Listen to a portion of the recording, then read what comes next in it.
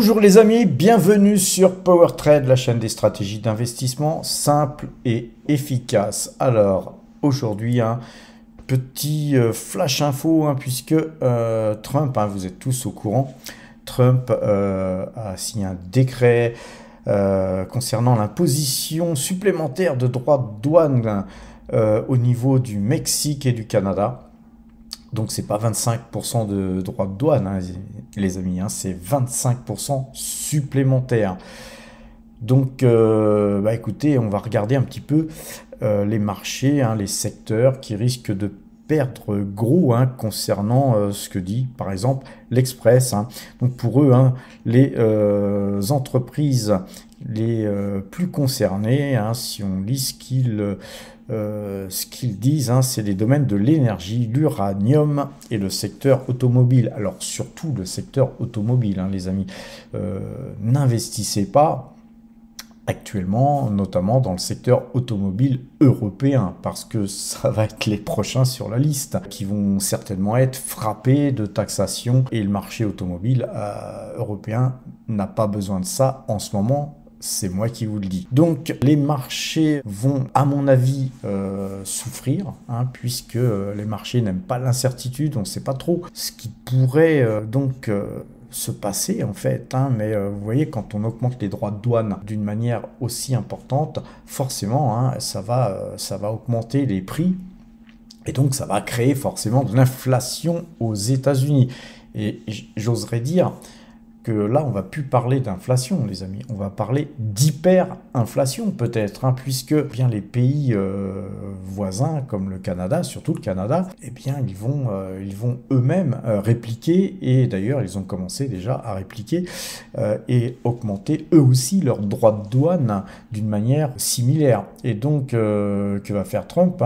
Il va peut-être répliquer, en tout cas, c'est ce qu'il a dit, répliquer d'autant. Donc, si vous voulez, si à coût de 25%, chaque fois on augmente les droits de douane, ça va paralyser complètement les échanges de ces différents pays. La Chine est elle aussi touchée dans une moindre mesure de 10%. Pour moi, ça peut tout simplement engendrer un blocage de l'économie. Bien les amis, quand on regarde notamment sur le Mexique, qui est son voisin avec lequel les États-Unis échangent le plus en termes de main-d'œuvre pas chère, parce que sur le Canada, c'est quand même différent, et c'est surtout aussi l'industrie pétrolière qui pourrait être touchée au Canada. Et globalement, tout va être touché en fait. Il faut pas se leurrer.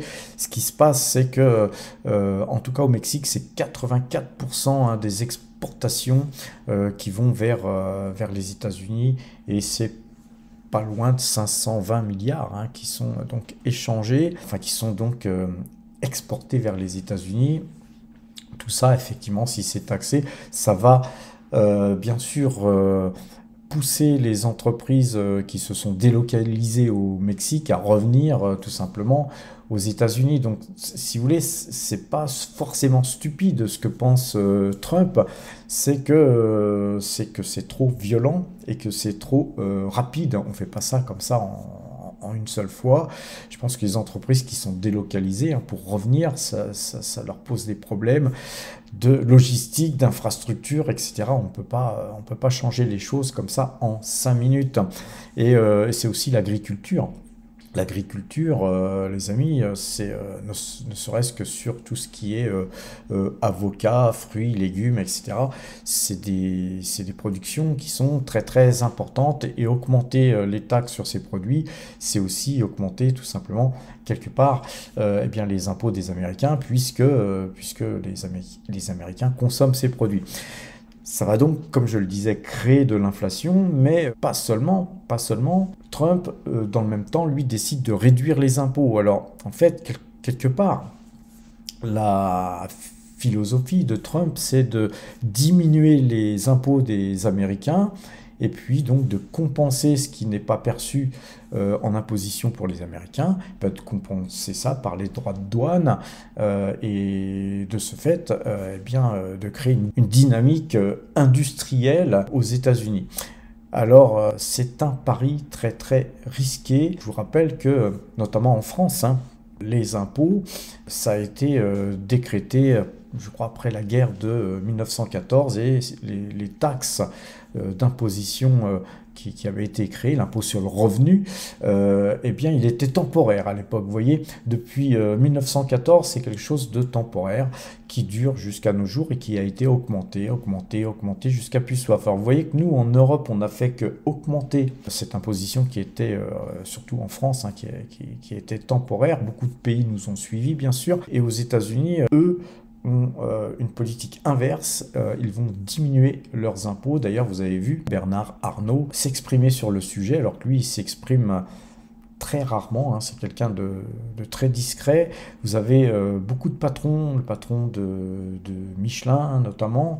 Vous savez que le prix de l'énergie, hein, grâce à Bruno Le Maire qui voulait plier l'économie de l'URSS, hein, qui voulait mettre la Russie à genoux, eh bien, en fait, Bruno, il a mis à genoux Michelin et toutes les autres, hein, qui sont étranglés par le prix de l'énergie. Alors, le prix de l'énergie aux États-Unis étant beaucoup plus bas, mais énormément plus bas qu'en Europe, évidemment que les industriels français, eh bien, lorgnent sur les États-Unis, se délocaliser en tout cas, et beaucoup de Français pensent aussi à quitter la France, hein.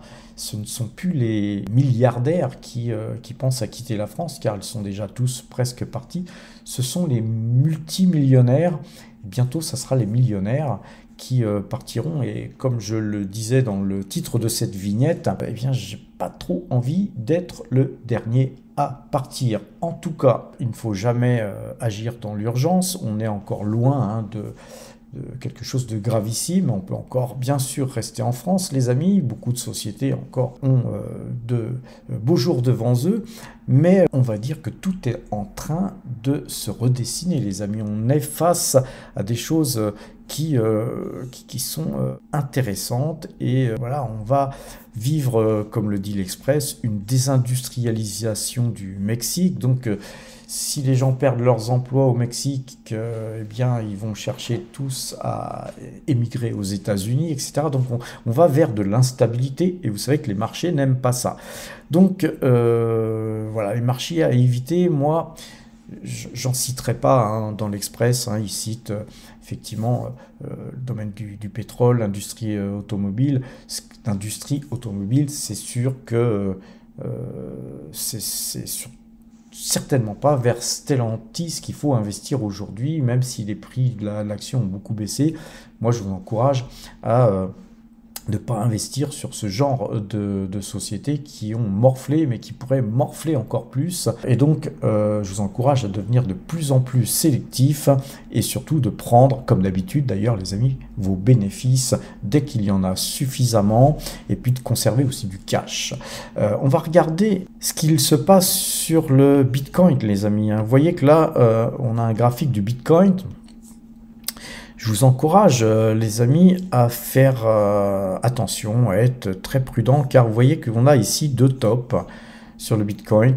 Nous avons peut-être un double top en formation avec une ligne de coût qui est ici, mais la ligne de coût est très basse. Elle est à, on va dire, à 90-91 000 $. Et là, aujourd'hui, vous voyez ce trend là que je vous ai tracé, ce point bas ici, ce point bas ici. Et puis il y avait ce point bas, hein, qu'on avait eu la veille, eh bien il est cassé, et aujourd'hui on a une bougie, hein, de décrochage. Alors on se méfie, hein, sur le Bitcoin, hein, sur les crypto-monnaies, on peut très bien avoir une bougie de décrochage et puis que le marché reparte comme ça, mais voilà, moi je vois quand même quelque chose d'inquiétant. On voit qu'il y a un plafond de verre, hein, sur les 100 000 $, hein, même si on les a un petit peu cassés. On voit que quelque part, ça a du mal à aller plus haut. Et on voit que là, il y a quand même trois bougies rouges, hein, les trois soldats là, hein, qui sont des bougies inquiétantes. En tout cas, les amis, on attendra quand même peut-être la clôture. Moi, en tout cas, j'ai vendu l'intégralité de tous mes Bitcoins, et j'ai vendu une grosse partie de mes BNB, car le BNB, pareil, hein, on va aller voir le BNB. Le BNB, il est encore au-dessus de ce trend jaune, Mais vous voyez que là, la moyenne 2 jours, 12 jours est bien vendeuse notamment, et puis qu'on a tenté une cassure, mais rien n'y fait, hein. On voit que la bougie encore d'aujourd'hui reste baissière. Donc sur les cryptos, c'est peut-être pas la valeur refuge, hein, le Bitcoin, comme tout le monde peut le penser, vu son niveau, vu qu'on est très haut, et que les crypto-monnaies font partie intégrante des marchés aujourd'hui, hein. Donc si le marché décroche, on pourrait voir effectivement le Bitcoin décrocher beaucoup plus fortement que les marchés. En tout cas, c'est pas une prédiction, hein, que je vous fais, les amis. Encore une fois, on ne donne pas de conseils sur cette chaîne, mais sachez que tout ce qui a beaucoup monté ne peut que baisser, hein, par force des choses, hein, puisque les gens qui ont beaucoup de bénéfices, eh bien, ils sont tentés de les prendre. Regardons les indices, les amis, sur le S&P 500. Vous voyez que suite donc à ce décret que Trump a signé, hein, vous voyez que la bougie sur le S&P 500, eh bien, elle avale la bougie de la veille, et que voilà, on va se mettre en clôture, et que la moyenne 2 jours, 12 jours s'apprête à être cassée, hein. Si jamais demain, lundi, les marchés ouvraient en baisse, eh bien, on aurait certainement les principaux indices, hein, comme le Nasdaq, qui a une bougie qui est pas belle du tout, hein, même si le Nasdaq perd moins que le S&P 500, eh bien, vous voyez que cette bougie-là, elle annonce quelque chose de dramatique, sachant que la moyenne de jours, 12 jours, est-elle déjà en plus vendeuse, hein. On est déjà vendeur sur cette moyenne. Nos algos, ils sont encore mitigés, hein. Nos algos, ils sont plutôt là pour l'instant acheteurs, mais voilà, hein, ça peut aller très vite. En tout cas, moi, je vous encourage à la plus grande prudence. Concernant le Brent, eh bien, le Brent, lui, il a déjà pas mal baissé.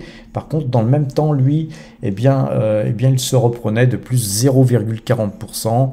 Regardons à présent le portefeuille PowerTrade, hein, le portefeuille PowerTrade qui gagne plus 6,88% au moment où je vous parle.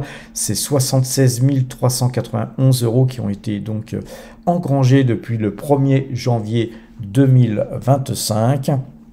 Nous allons donc progressivement nous recentrer sur des investissements sur le secteur minier voilà, prendre des bénéfices s'il y en a un petit peu ici ou là, et rester sur des valeurs à dividendes de façon à pouvoir réinvestir ces dividendes, eh bien, dans le secteur minier qui a été longtemps délaissé.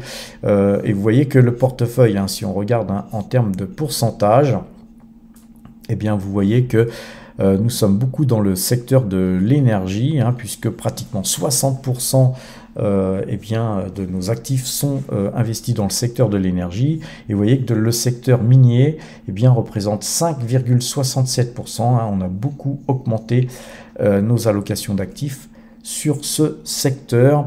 Et donc, puisqu'on a augmenté nos allocations d'actifs dans ce secteur, évidemment, on a diminué nos allocations d'actifs, surtout sur nos espèces, ainsi que sur d'autres valeurs sur lesquelles on a pris des bénéfices. Alors, tout ça pour vous dire que globalement, notre portefeuille, il se porte bien, mais qu'il est possible, hein, qu'on ait des secousses, et que il est fort probable que même les minières, hein, elles dévissent un peu, mais elles seraient certainement aussi les premières à rebondir, car voilà, quand les choses vont mal, l'inflation repart, et le prix de l'or, les amis, qu'est-ce qu'il fait? Il monte, et nous, voilà, on se porte donc acheteur sur l'or, de par justement l'industrie minière sur lesquelles il y a de très très belles opportunités. J'en parle sur la chaîne aussi Matière à Profit, qui est une chaîne justement uniquement dédiée aux mines, hein, aux mines d'argent, d'or, de cuivre, etc. On est vraiment dans le secteur minier. On a d'ailleurs des interviews très intéressantes sur Collective Mining, puisqu'on a interviewé le directeur financier de Collective Mining, très intéressantes ces vidéos. On a d'ailleurs la version originale en anglais, j'oserais dire en anglais canadien, parce qu'il y a un petit accent canadien dans cette vidéo, mais on a choisi aussi de vous la traduire en français grâce à l'intelligence artificielle qui n'est pas encore super au top, mais en tout cas pour ceux qui ne comprennent pas l'anglais, eh bien la version française, même si les lèvres ne bougent pas avec ce qui est dit, eh bien en tout cas vous comprendrez que c'est une mine très intéressante, mais on a aussi pas mal d'investissements dans les mines dont on vous parle dans cette chaîne, mais on vous en parle aussi sur la chaîne PowerTrade bien sûr. Et là regardez un petit peu le graphique de Collective Mining, vous voyez que eh bien on vous en parle depuis déjà pas mal de temps, et bien vous voyez que ceux qui nous ont suivis sur cet achat, eh bien ils n'ont pas perdu leur temps ni leur argent. Tout ça pour terminer les amis, qu'on va rester de plus en plus prudent sur nos investissements. Soyez vraiment prudents, n'hésitez pas à mettre des stops si vous ne pouvez pas surveiller le marché. Vous savez que j'aime pas trop les stops, mais quand on ne peut pas faire autrement, les stops ça reste un excellent outil. Alors, quoi vous dire de plus, les amis, d'autres qu'il y a une formation, les amis, nous avons une formation le 16 février. Le 16 février, nous avions pensé faire une formation débutant. Eh bien, vu les gens qui m'ont contacté, je pense qu'on va plutôt opter pour une rencontre où on va n'être que 8, parce que je voudrais quand même faire de la qualité, et on va faire une formation avec questions-réponses, surtout sur des points qui vous intéressent. Les amis, si vous voulez vous inscrire, écrivez-moi un mail de façon ou un commentaire de façon à vous inscrire le plus tôt que possible, car ces places sont limitées à 8 personnes, et là aujourd'hui j'ai déjà 2 personnes qui ont donc souhaité participer à cette formation, mais pas en débutant. Donc ça ne sera pas une formation débutante, les amis, ce sera plutôt des échanges beaucoup plus profonds, suivant le niveau de tout à chacun, mais ça sera quelque chose surtout réservé à des power traders qui habitent bien sûr dans la région parisienne